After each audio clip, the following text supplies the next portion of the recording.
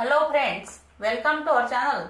Friends, आज हम देखेंगे उपहार की गई जमीन पर कब्जा लेना उसे स्वीकारने जैसा है।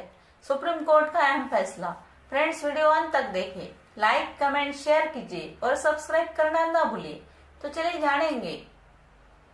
सुप्रीम कोर्ट ने एक फैसले में व्यवस्था दी है कि उपहार की गई संपत्ति को लेने वाला यदि उसे लिखित में स्वीकार नहीं भी करता है तो भी वह उपहार कानूनी रूप से योग्य माना जाएगा। कोर्ट ने कहा कि यह स्वीकृति उपहार लेने वाले के आचरण से तय की जाएगी, न कि लिखित सबूतों से।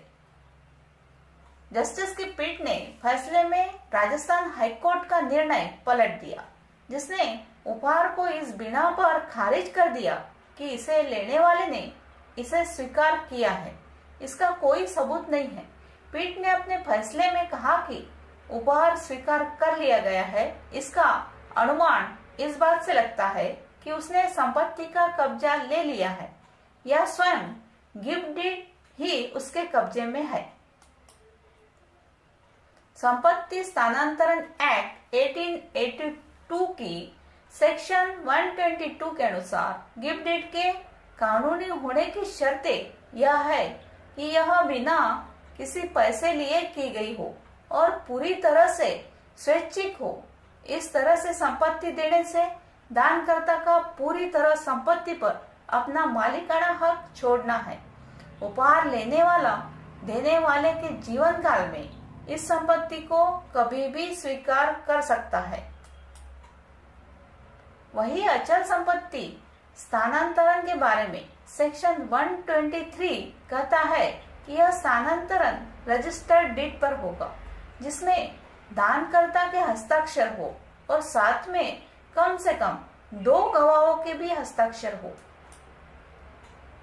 कोर्ट ने कहा कि सेक्शन 122 यह कहीं नहीं बताती कि उपहार कैसे स्वीकार कर लिया माना जाएगा, न कि स्वीकार करने का कोई विशेष तरीका परिभाषित करती है।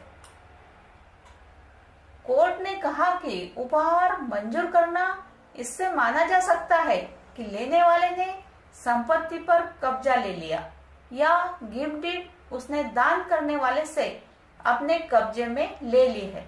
उपहार के प्रभावी होने की एक ही जरूरत है और वह यह है कि इसे दान देने वाले के जीवन काल में ही स्वीकार करना होगा।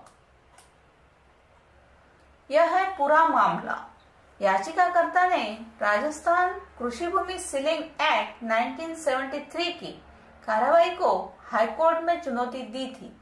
हाईकोर्ट की एकल पीठ ने कहा कि इस पर सेक्शन 6 की कार्रवाई लागू नहीं होगी, क्योंकि भूमि उपहार के जरिए पुत्र को स्थानांतरित की गई है, जो 17.25 एकड़ भूमि बच गई है, उस पर सीलिंग लागू नहीं होती।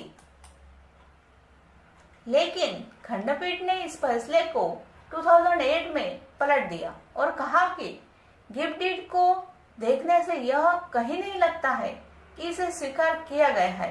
यहाँ तक कि इससे लगता है कि लेने वाले को पता भी नहीं है कि उसे भूमि उपहार में दी गई है। इस फैसले के खिलाफ सुप्रीम कोर्ट में अपील की गई और सवाल उठाया गया कि क्या रजिस्टर्ड गिफ्ट डीड कानून की निगाह में सही है।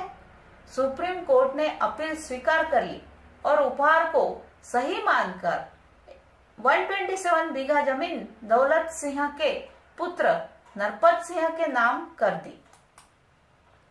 Thank you friends.